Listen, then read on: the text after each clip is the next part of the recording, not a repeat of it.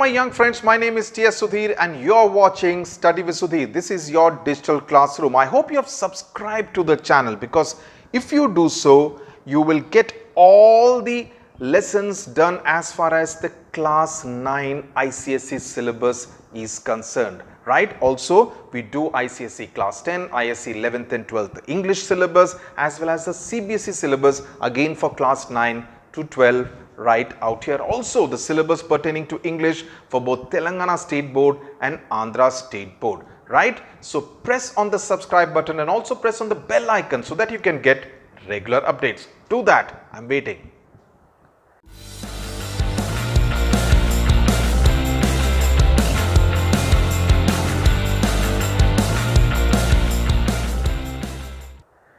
Right. So, now that we have done with the formalities, today we are going to be focusing on the salient features of the Constitution, and I will be doing this chapter in 3 parts.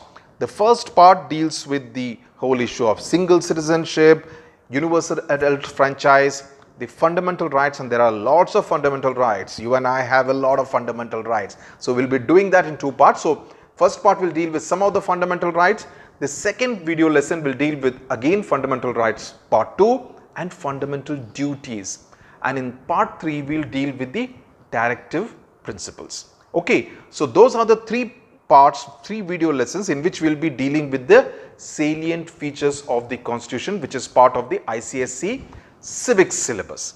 Okay, we have already done the basic introduction to the Constitution chapter, so I hope you have gone through that because that will give you a basic understanding. And let me tell you, not just class 9 students, this will be useful even for students aspiring to study and prepare for the civil services examinations, because this is really the background information that you will need both in the exam paper level and also at the interview stage. Okay, so let's get started without wasting any time, right? The first thing that you need to know is about single citizenship. What is single citizenship? I mean, we are all citizens of India, aren't we? So, what is this whole thing about single citizenship? Now, the Indian Constitution essentially provides for single citizenship. Okay, of course, there has been a bit of a change. I'll come to that in a bit.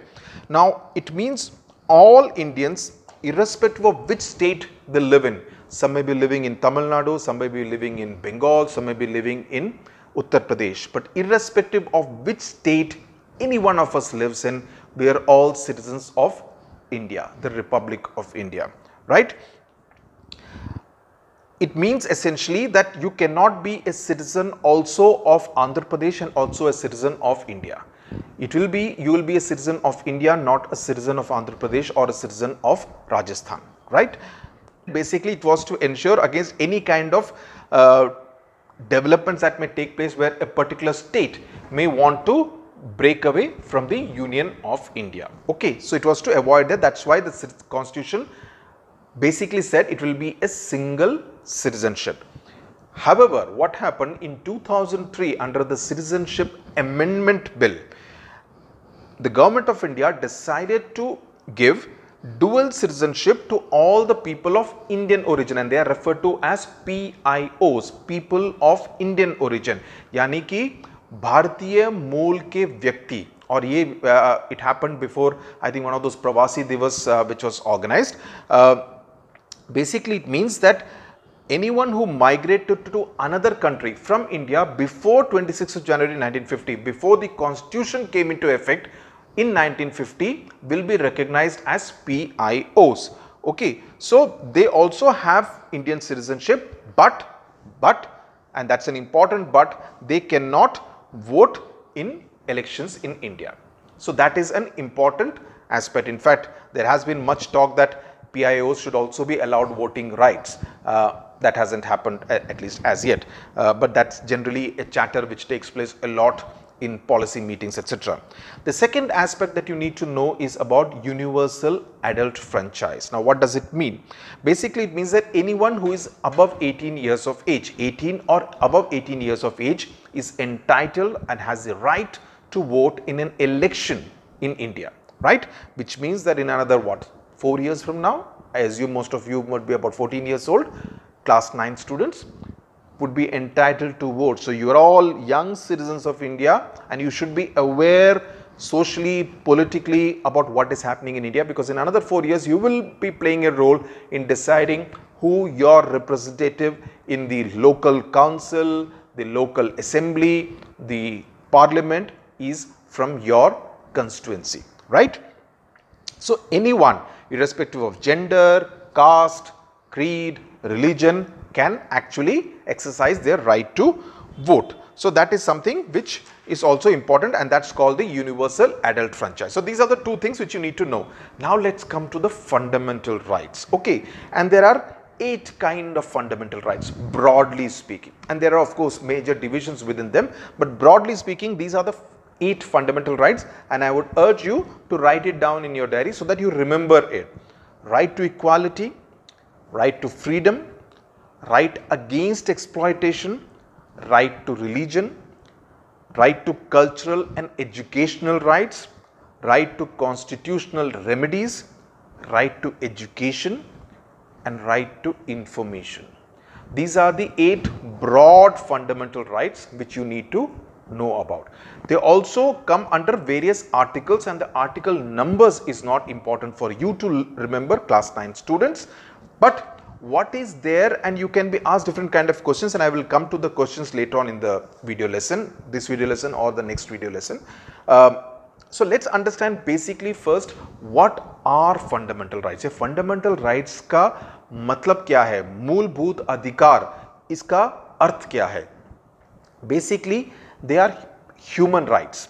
They are basic human rights which provide the conditions essential for the all-round development of a human being, which is why you need to have the right to education, which is why you need to have the right to equality, which is why you need to have the right against any kind of exploitation. You understand? So it kind of gives you the essence of being a complete human being who has these kind of rights. Okay, they basically protect the people against any kind of discrimination. कोई उनके साथ किसी तरह का दुर्व्यवहार ना करे. Any kind of discrimination should not happen on the basis of all these things. You know, for instance, it says freedom of religion. Okay, so just because you belong to another religion which I may have an issue with, I or the state cannot discriminate against you. That right you have as a citizen of India, right? They do not make distinction based on religion, gender, caste, creed, any other considerations, right? They basically at the base of all this is the recognition of the dignity and equality of all human beings. You and I are the same in the eyes of the Constitution of India, right? They are given in part 3 of the Constitution of India, the fundamental rights, and they are classified into the following 8 categories that we spoke about. The first one is right to equality, and articles 14 to 18 deal with it. You may not really need to remember the article number, but if you are planning to, some of you who may be planning to pursue political science or public administration, later on in life, if you have an interest for those kind of subjects, if you have an aptitude for those kind of issues, or if you are planning to be a lawyer, or if you are planning to be a journalist, you would do well to know all this. So I leave it entirely to you. From an examination point of view, the exact article number may not be important, right? But what is there as part of the fundamental rights, that is something which you will need to know. Okay, equality before law, that is the first right within the right to equality. Okay, as I said, 8 broad categories and within them subcategories. Equality before law. Now, this is guaranteed under article number 14. It guarantees equality before law as well as equality in protection by law, irrespective of any of the considerations that we have been speaking about: economic status, race, religion, sex, gender, anything. Okay, and practice of any kind of discrimination on the basis of any of these considerations will make it a punishable offense.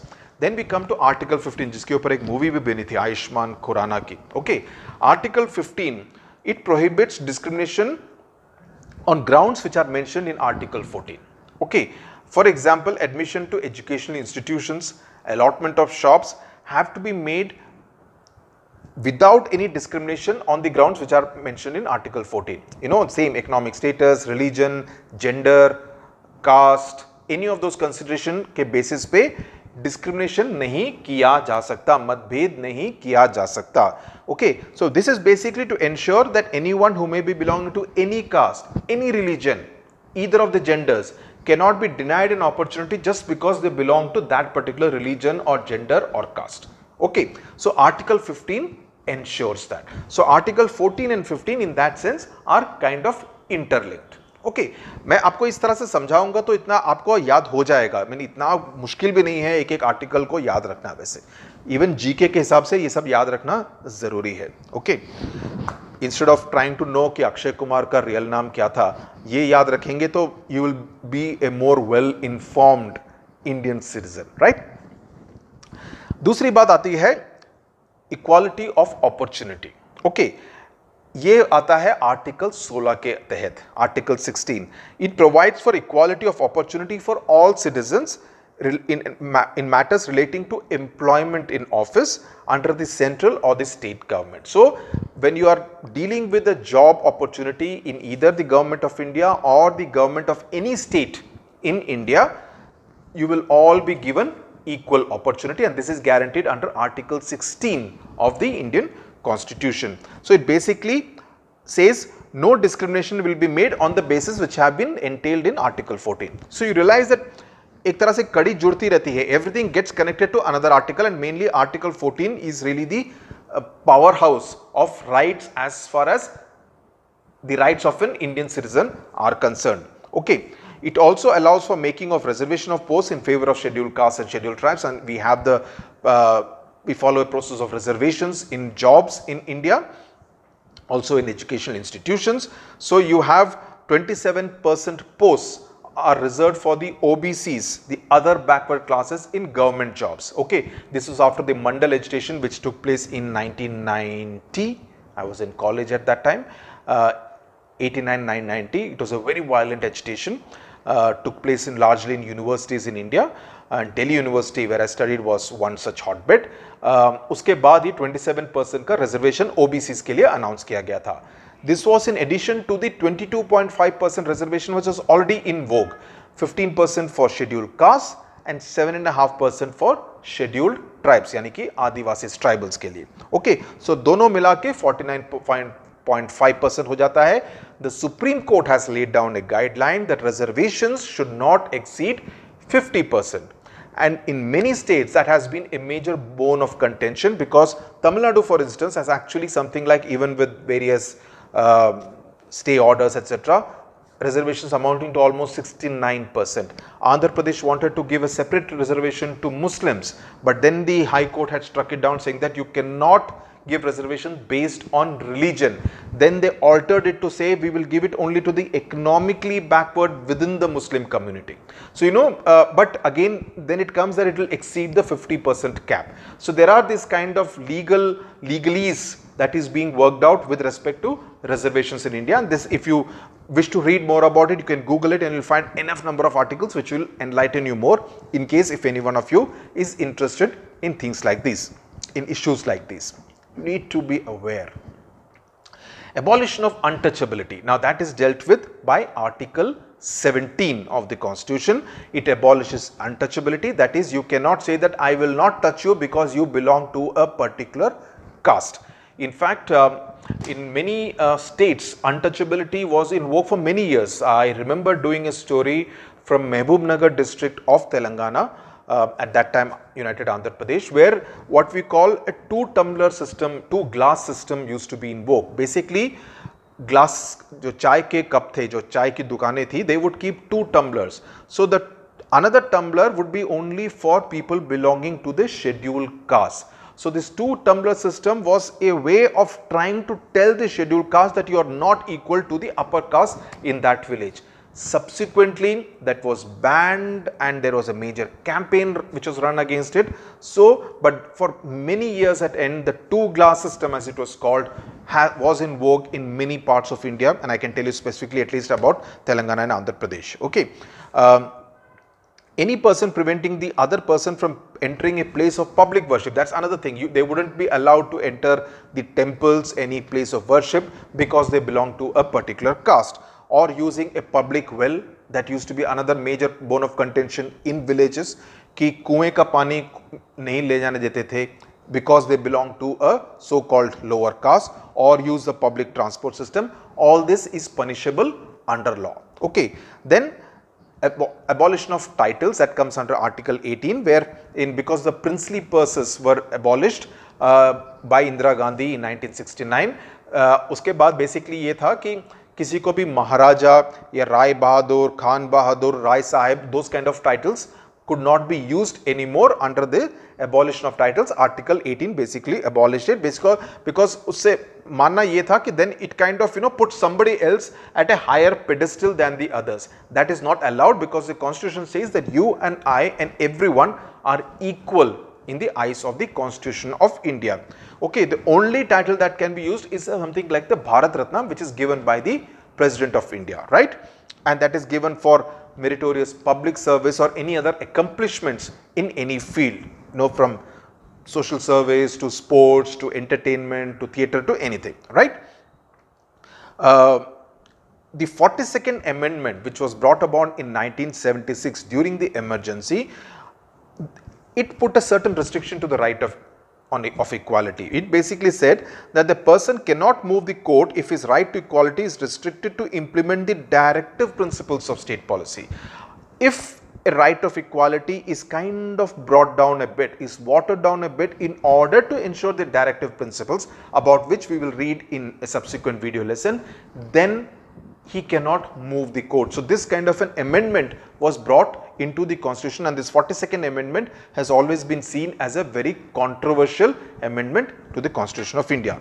Now let's come to the second right, and that is the right to freedom, and this is dealt by Articles 19, 20, 21, 22. Pehla tha from 14 to 18, and as I said earlier, it's not very difficult to remember. 19 to 22 deals with articles to freedom, right to freedom, I beg your pardon.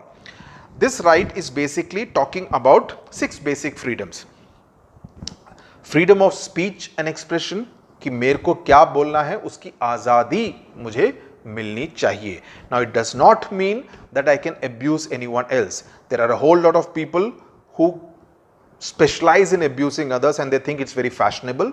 Okay, they don't realize that they are only making an ass of themselves, right? So, but under the Constitution of India, everyone has a freedom of speech so long as they keep it in a dignified and decent manner, right?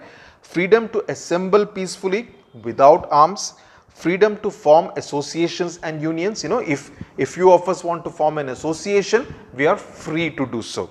Freedom to move freely throughout India, right? Freedom to reside and settle in any part of India. If you want to move from Delhi and want to settle down in Bengaluru, you are free to do so. Nobody can say no, you can't do so. And freedom to practice any profession in any part of India, right? Including in Lakshadweep or Andaman Islands, anywhere.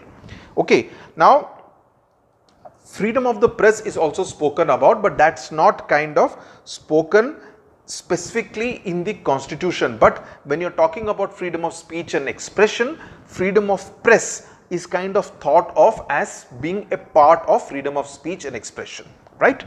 And under Article 90. Now the Constitution basically says that the state, that is the government, center or state, cannot frame any laws which kind of curtails any one of these rights. Okay, as far as this thing of staying anywhere is concerned, there are restrictions in some specific states or union territories where you cannot go and reside as you wish.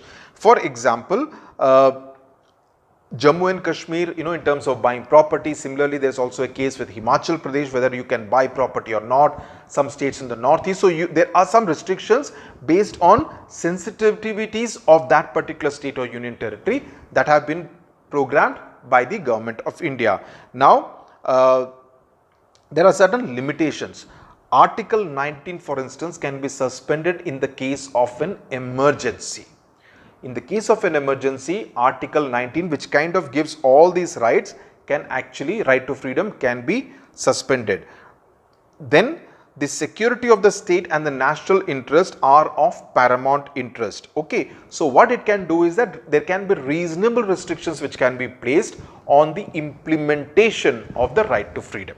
Okay, so they can say that, you know, because of national interest or state interest, we are imposing reasonable restrictions on the implementation of the right to freedom, right? Even during the lockdown, though it was not said in so many words, you know, lockdown was something of a new concept as far as India was concerned, but reasonable restrictions were imposed on your and mine movement, right? Isn't that so? Now, also the laws of parliament, the other limitation that we spoke about, legislations like ESMA, the Essential Services Maintenance Act, whereas, you know, for instance, if someone has called for a bandh, some political organization has called for a bandh, you always say that, you know, we will invoke ESMA. Or if somebody has gone on a strike for very long, for instance, the bus transport guys go for a strike for 30 days, 40 days, then you say we are invoking ESMA. We are basically saying this is all the Essential Services Maintenance Act. So you cannot go on strike because this is classified as an essential service, and because of you going on strike, the common public is being put to inconvenience. Okay, so in that case, there can be restrictions placed on the right to freedom of going on strike, forming a union, forming an association and striking work. Under Article 20 that we spoke about, 19 to 22, so 19 to ho gaya, abhi 20 pe aate hain. It says that protections are available to a citizen against in respect of conviction for offences, which basically says that if you have done a crime once, you cannot be punished for it twice. Okay, if you are an accused in a case, you cannot be forced to become an approver or a witness rather in the same case. You know, so those are certain legal kind of provisions which are placed in the Constitution of India. Under Article 21, a person cannot be deprived of his life and liberty except in the accordance with law, and 22 basically gives such rights to citizens under two different circumstances relating to arrest and detention of a citizen. If he is arrested, he has to be informed कि उसने गलती की क्या है, उसको किस बात की सजा दी जा रही है, उसको गिरफ्तार क्यों किया जा रहा है, why is he being arrested, and if someone is arrested, he has to be produced before a magistrate, that is a legal officer, within 24 hours of his or her arrest. Beyond that, he cannot be kept in police custody within 24. That's why you see always when someone is arrested, within 24 hours he is produced in a court of law. Of course, इसमें जुगाड़ क्या होता है कि police एक समय पर arrest तो कर देती है लेकिन उसको दिखाती नहीं है.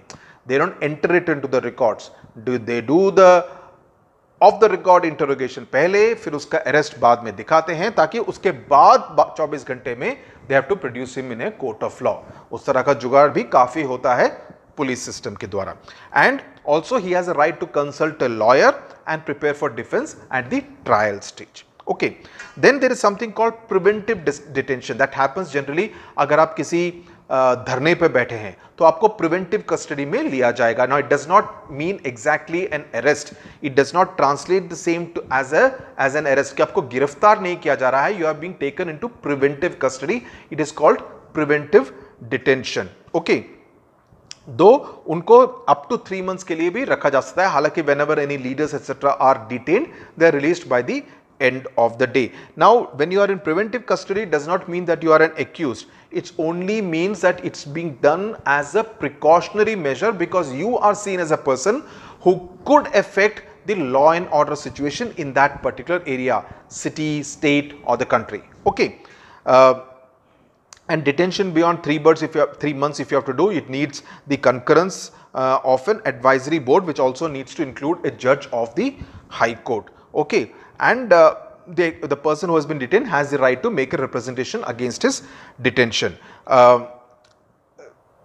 In public interest is when this kind of detention is done, and the legislature has the power to specify the maximum period of preventive detention. Last we come to is the third one in this chapter. We come to, in this video lesson, we come to right against exploitation. Okay, now what is right against exploitation? And this is Article 23 and Article 24. Basically, it says freedom from slavery. Slavery, just like in America where there were slaves, यहाँ पर भी आप किसी को, you cannot keep someone as a bonded labor or as a slave. So freedom from slavery, beggary, कि कोई भिखारी ना हो, और any other form of forced labor. अगर आप किसी भी ईंट की भट्टी में जाएं, you will find a whole lot of bonded labor, and the International Labour Organization as well as labor unions in India as well as many NGOs in India have been working a lot to ensure that these kind of bonded labor are set free. You know, because what they do is that they get people from other states like Telangana, Andhra Pradesh, a lot of people come from Orissa, the impoverished districts of Orissa, work in the brick kilns where the condition is very, very bad. I have reported a lot from those kind of brick kilns. And what happens is that normally the contractor almost keeps them as captive labor, bonded labor. You know, he gives them very, very minimum wages, less than even the minimum wages which are actually stipulated. So Article 23A says that there has to be freedom from beggary, slavery, or any kind of forced labor. The second one, 23A, deals with the trafficking in human beings. This is another very, very controversial subject. Basically, buying and selling of human beings is prohibited either for the purpose of prostitution or for the purpose of domestic labor. Okay, that happens a lot. From the old city in Hyderabad, it has happened a lot. I mean, we've done documentaries on it. Then it happens a lot from Andhra Pradesh, East Godavari district, where people are taken abroad to work as domestic labor. Human trafficking happens a lot from states like Punjab. It has happened in the past also, where very high and mighty people have also been involved and accused of human trafficking. So this is also something which is prohibited under Article 23A of the Constitution. Article 24 prohibits the employment of children below the age of 14. Again, this is something which you may have seen in tea shops, in canteens, at cycle puncture shops, where there will be little children, girls working in cotton fields in Telangana, Andhra Pradesh kind of states, Karnataka, where basically they say that if a girl before she reaches the age of puberty actually is used in the plucking of cotton, it's actually good, you know. So they kind of work it around these kind of different superstitions. इस तरह के अंधविश्वास को लेकर इस तरह की प्रथा को कंटिन्यू करने का प्रयास करते हैं. So below the age of 14 in factories, mines and any other kind of hazardous occupation. So the practice of bonded labor is also considered unlawful. So I will pause here. We will continue with the other 5 rights, fundamental rights, in this the next video lesson, where we will also deal with the fundamental duties, directive principles, in the video lesson after that. I hope I have managed to keep it interesting and also keep you well informed with the all lot of examples that we have been taking. And if you just revise it once, take down notes, it will be a cakewalk. Okay, thank you very much. Thank you very much for watching.